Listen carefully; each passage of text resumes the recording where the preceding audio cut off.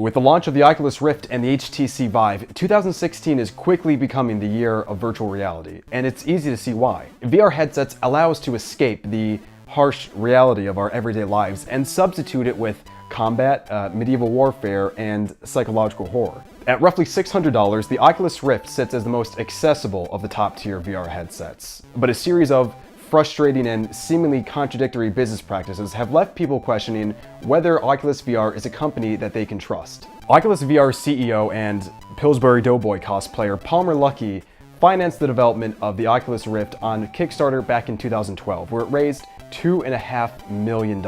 Then, 2 years into development, Oculus VR was purchased by Facebook for $2 billion. Well, that's odd, you might be thinking. What use would Facebook have for a virtual reality platform?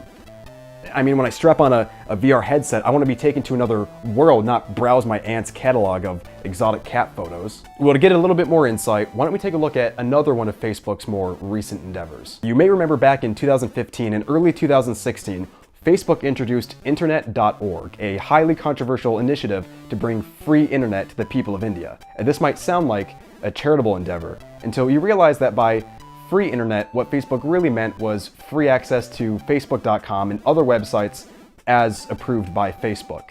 So what Facebook was advertising as free internet was really just a Facebook proxy targeted towards India's poor. And while there isn't anything wrong with giving back to the poor, doing so in order to monopolize an industry in a third world country is a little bit fishy. So needless to say, if Facebook is involved with something, there's usually a catch. Exclusivity and data collecting seem to be their main motivation whenever they involve themselves in an industry. And naturally, people were concerned that Facebook's shady anti-consumer tendencies would infiltrate the VR industry. And it didn't take long for these concerns to be realized, because shortly after the launch of the Oculus Rift, it was discovered that the headset installs a background service on your computer that collects information and sends it back to servers owned by Facebook. Reading through the Oculus privacy policy reveals that using the headset allows Facebook to collect pretty much whatever data they want and distribute it amongst whoever they feel like.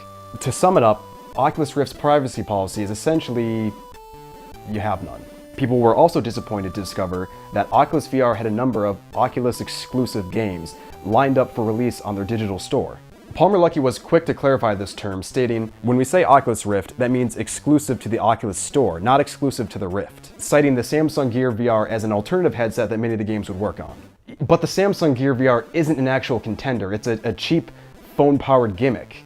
It can't compete with the likes of the Oculus Rift, and it doesn't need to, because the Samsung Gear VR was co-developed by Oculus VR themselves. The only headset that can compete with the Oculus Rift is the HTC Vive, and the games don't work on it. In fact, even when people managed to find a workaround to get these Oculus exclusive games to work on the Vive, Oculus VR then went and patched the games specifically to make sure that they will not work on the HTC Vive. So what is it, Palmer? I mean, you're saying that this isn't hardware exclusivity, but you're patching your games specifically not to work with your only real competitor. You know, I got some real questions I'd really like to ask this guy.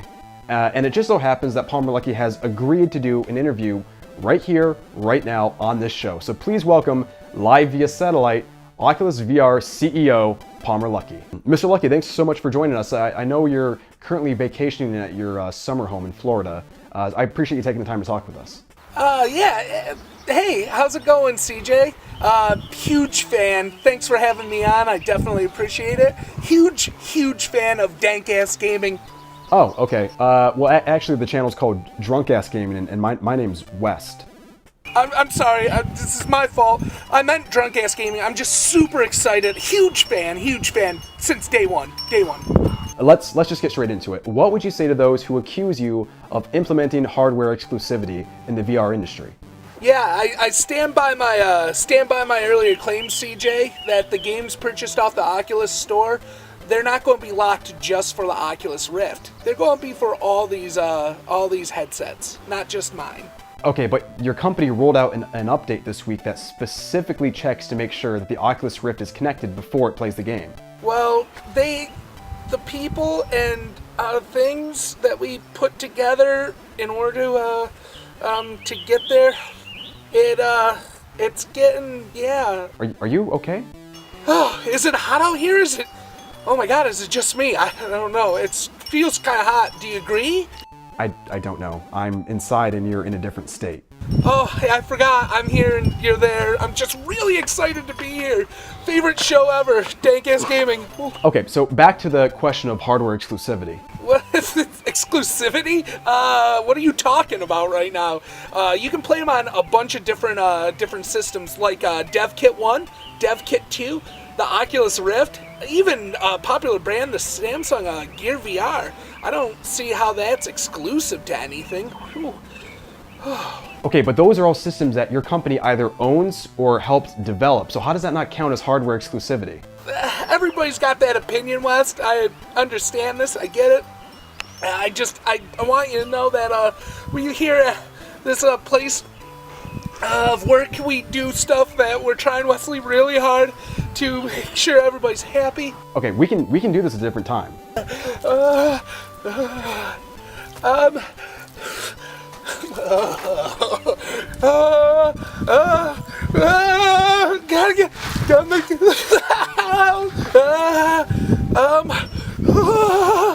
Guys, Wesley, going, they're not watching, I gotta escape reality. Theodore, come here, I need my thing. Yeah, time to get out of here.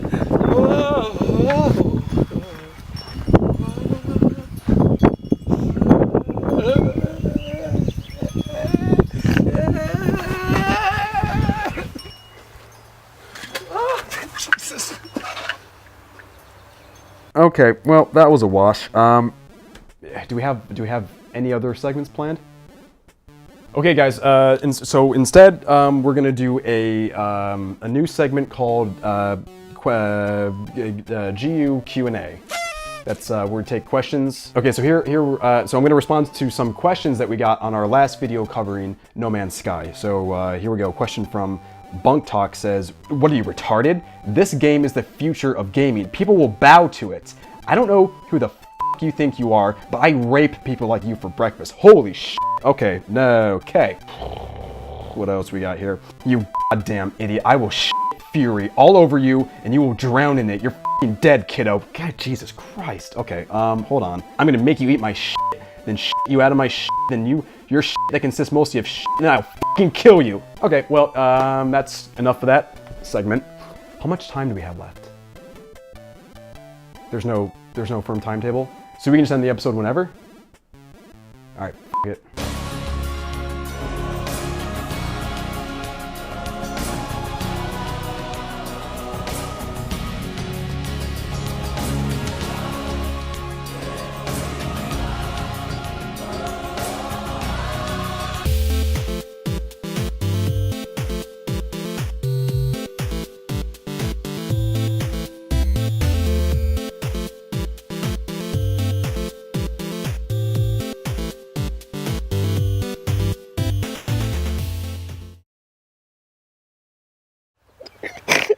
That was good, CJ.